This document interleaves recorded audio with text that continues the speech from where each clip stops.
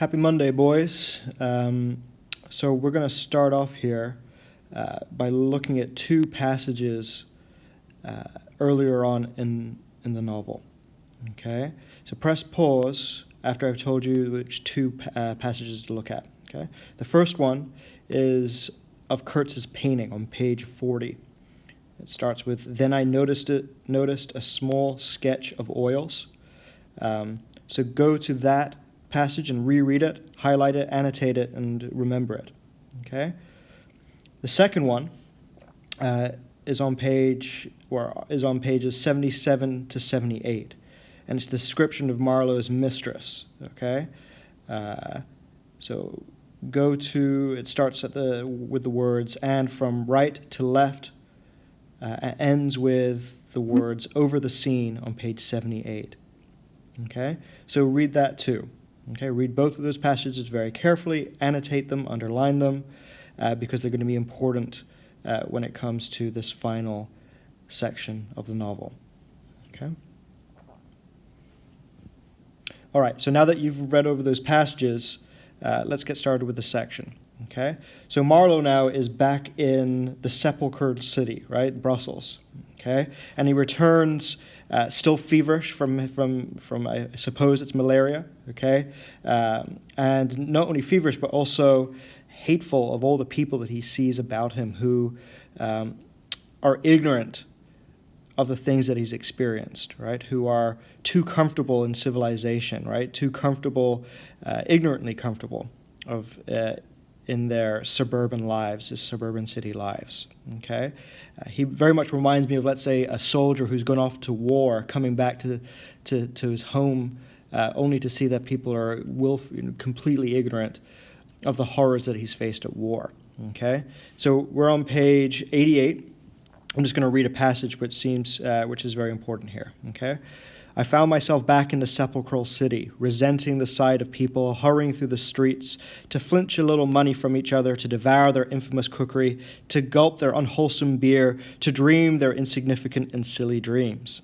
They trespassed upon my thoughts.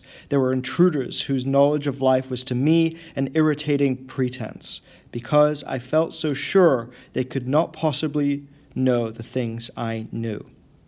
Their bearing, which was simply the bearing of commonplace individuals going about their business in the assurance of perfect safety, was offensive to me, like the outrageous flauntings of folly in the face of a danger it is unable to comprehend. I had no particular desire to enlighten them, but I had some difficulty in restraining myself from laughing in their faces, so full of stupid importance." Okay, so it's important to realize, guys, that at the beginning of this section, Marlowe is completely hateful and resentful of these people who are ignorant, have a stupid importance, who are completely ignorant of perhaps the darkness that seems to be everywhere that people willfully turn away from. Okay. While in Brussels, while in the sepulchral city, the company has been knocking on Marlowe's door because they're after Kurtz's documents that they feel contain information that is pertinent to the company and perhaps of some value. Now remember, Kurtz had given Marlowe or entrusted Marlowe many of these papers, so Marlowe does not give in and does not give him any of these papers. You'll find that at the bottom of 88 onto the top of 89. In addition to the company who repeatedly try to get these documents, Marlowe is visited by Kurtz's cousin, okay, and later on a musician. Okay, this is on page 89. Okay, and I'll read you those two visitations because they'll continue our conversation that we had about Kurtz in our seminar. Okay, namely the conversation and the discussion about who is Kurtz or what is Kurtz, right? All these people from Kurtz's life seem to have different ideas of what he was or what really made him the man that he was. So we'll start there here on page 89 with, "Incidentally, he gave me up to understand that Kurtz had been essentially a great musician. There was the making of an immense success," said the man who was an organist. "I believe with lanky gray hair flowing across over a greasy coat collar. I had no reason to doubt this statement, and to this day I am unable to say what was Kurtz's profession, whether he ever had any, which was the greatest of his talents. I had taken him for a painter who wrote for the papers, or else for a journalist who could paint. But even the cousin, who took snuff during the interview, could not tell me what he had been exactly. He was a universal genius. On that point, I agreed with the old chap. Okay? So, in other words, it's kind of hard to pin down who Kurtz was, which goes along with this idea that we said in the seminar that he was empty, right? That Kurtz is a kind of chameleon, right? A genius, yes, but one who lacks content, someone who shapeshifts, okay? Then the journalist comes in at the bottom of page 89. Ultimately, a journalist, anxious to know something of the fate of his dear colleague, turned up. This visitor informed me Kurtz's proper sphere ought to have been politics on the popular side. He had furry straight brows, bristly hair cropped short, an eyeglass on a broad ribbon, and, becoming expansive, confessed his opinion that Kurtz really couldn't write a bit. But heavens, how the man could talk. He electrified large meetings. He had faith, don't you see? He had faith. He had the faith. He could get himself to believe anything, anything. He would have been a splendid leader of an extreme party. What party? I asked. Any party, answered the other. He was an extremist. Did I not think so? I assented. Okay? So the journalist seems to have put his thumb on Kurtz, right? He could have believed anything, but what made him special was, as we said in the seminar, his voice, right? His voice. Okay, his voice. He could enunciate eloquently any belief that he believed in. Okay? Okay, so the next person, and this time Marlowe visits her, is the intended. Okay, so we're going to move now to the visit to the intended. Okay, now just before he visited, just as he's about to open up the doors from the street to her apartment, Marlowe has a kind of vision. Okay, let's read that vision because it's going to color his entire visit. Okay, so it starts here on page 90, second paragraph down. But before the high and ponderous door, between the tall houses of a street as still and decorous as a well-kept alley in a cemetery, I had a vision of him on the stretcher, him being Kurtz, guys, opening his mouth voraciously, as if to devour all the earth with all its mankind. He lived then before me. He lived as much as he had ever lived, a shadow insatiable of splendid appearances, of frightful realities, a shadow darker than the shadow of the night, and draped nobly in the folds of a gorgeous eloquence. The vision seemed to enter the house with me, the stretcher, the phantom bearers, the wild crowd of obedient worshippers, the gloom of the forest, the glitter of the reach between the murky bends, the beat of the drum, regular and muffled like the beating of a heart, the heart of a conquering darkness. It was a moment of triumph for the wilderness, an invading and revengeful rush which, it seemed to me, I would have to keep back alone for the salvation of another soul. Okay? And that soul, who Marlowe is thinking of saving, would seem to be the intended. Okay? Marlowe seems to feel this urge to reveal something to her, perhaps this conquering heart of darkness, okay, but needs to restrain himself from doing so. Okay? And I'll say, I use that word restraint on purpose. Okay? So let's look at this scene. Okay? So remember, while he's speaking to her, he keeps on hearing, for example, Kurtz's last words, right? You see this on 91, the horror, the horror. He keeps on hearing it, the whispering cry. Okay? All the while, this intended is depicted as being just this paragon of purity and beauty. Okay? She's said to have a pure brow or a pure forehead. Okay? So that's on page 91. But then we'll go to page 92. We'll read an important passage there. Okay? So Marlowe and the intended are now talking about Kurtz. Okay, and Marlowe says he was a remarkable man. This is on page 92. It was impossible not to, and then he's interrupted by the intended, and she finishes his sentence for him, saying, "Love him." She finished eagerly, "Silence me into an appalled dumbness." How true, how true. But when you think that no one knew him so well as I had all the noble confidence. I knew him best. Right? She says she knew him best, but all the while Kurtz is privy to something that she does not know and perhaps could never know about him. Right? So this is a great example of dramatic irony. Okay, she perhaps knew what Marlowe described as being the original Kurtz, but perhaps it doesn't seem that she understands at all what Kurtz was capable of doing in the wilderness. Okay, or what he did in the wilderness.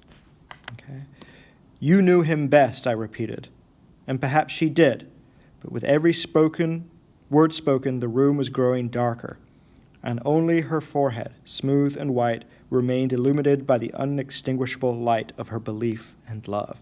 Okay? So it's this moment that we start to realize that painting that we saw in the assistant manager's cabin all the way back in, I think it was part 1, that painting of the woman emerging, the blinded, folded woman emerging from the darkness with a torch, it seemed to have been foreshadowing of this very scene here at the end, right? And Kurtz was even thinking of his intended while he painted it. Okay, think of that painting.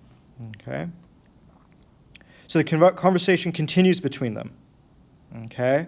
All the while it's getting darker and darker because the sun is setting and the light is streaming in and simply and only hitting her and her face. Okay, again like that painting. Okay, so the conversation now goes toward how eloquent he was. On page 93, she says, "But you have heard him. You know," she cried. "Yes, I know," I said, with something like despair in my heart, but bowing my head before the faith that was in her, before that great and saving illusion, that shone with the unearthly glow in the darkness, in the triumphant darkness from which I could not have defended her, from which I could not even defend myself. Okay, so Marlowe is trying to save her, right? That, in other words, if he were to tell her the truth, perhaps, or let's say rent the veil of the illusion that seems to be saving her, maybe he thinks it would destroy her, right? So he's showing restraint here. Okay, so here we have perhaps, and here's one other scene where we see this too. She put out her arms as if after a retreating figure, stretching them back, and with clasped pale hands across the fading and narrow sheen of the window. I never see him. I saw him clearly enough then. I shall see the eloquent phantom as long as I live. I shall see her too, a tragic and familiar shade, resembling in this gesture another one, tragic also, and bedecked with powerless charms, stretching bare brown arms over the glitter of the infernal stream, the stream of darkness. Okay, so it's in this passage that he now juxtaposes the intended with the mistress back in the Congo. Okay, both figures seem to be tragic. I wonder why that is, right? I wonder why both of them. Perhaps they both believed that there was something substantial about Kurtz, right? That there was something real about Kurtz, when in fact all he was this voice, right? This empty voice, who were seduced by him. Okay? And then lastly, we come to this very powerful last scene. Okay? Again, this is on page 94.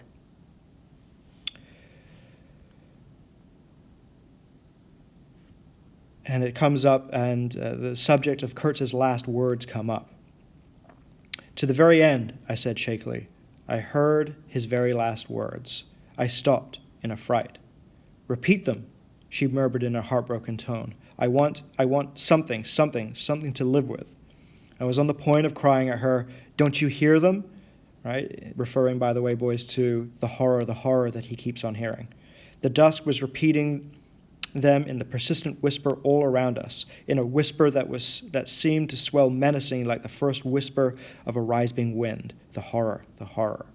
"His last words, to live with," she insisted. "Don't you understand? I loved him. I loved him. I pulled myself together and spoke slowly. The last word he pronounced was, "Your name." I heard a light sigh, and then my heart stood still, dropped dead short by an exulting and terrible cry, by the cry of inconceivable triumph and of unspeakable pain. I knew it. I was sure. She knew. She was sure. I heard her weeping. She had hidden her face in her hands. It seemed to me that the house would collapse before I could escape, that the heavens would fall upon my head. So the question, why does he feel that? And again, remember what we brought up in the seminar. What is it that Marlowe hates more than anything? He hates a lie. Okay? He hates a lie. So Marlowe must have shown here great restraint in not telling her the truth. Right? For the sake, as he put it, of her soul, of that saving illusion, right, that would give her life meaning. Right? There's something hugely humanitarian here. For a man who's devoted to truth to lie, right? But nothing happened. Continuing the quote. The heavens do not fall for such a trifle. Would they have fallen, I wonder, if I had rendered Kurtz that justice which was his due? Hadn't he said he wanted only justice? But I couldn't. I could not tell her. It would have been too dark altogether. So that ends the narrative. Okay, that ends Marlowe's narration. Okay, the last paragraph of the whole book, gentlemen, is now the narrator bringing us back to the Nelly on the Thames. Okay, and it looks like at this point the sun now has risen. Right, so just while the sun is setting in Marlowe's story, the narrator's narration, the sun is rising. Okay. In fact, in this last section, we can actually see Marlowe. He's no longer a voice, right, in the darkness. He's no longer a voice in the darkness, but rather he's described on page 95. He ceased and sat apart, indistinct and silent, in the pose of a meditating Buddha. Okay. By the way, going back to Marlowe's lie. Look how much he's changed then over the course of this section. Whereas before he resented and hated everyone for their ignorant illusions, here he's maintaining that illusion. Okay, here he's maintaining that illusion. So I guess the question is, what is it that prompted him to do so? Okay, why this drastic change? Why this show of restraint? Why this humanitarian act, we could say, right? Anyway, back to the last paragraph. Nobody moved for a time. The director now says, "We have lost the first of the ebb." I raised my head. The offing was barred by the black banks of clouds, and the tranquil waterway leading to the uttermost ends of the earth flowed somber under an overcast sky, seemed to lead into the heart of an immense darkness.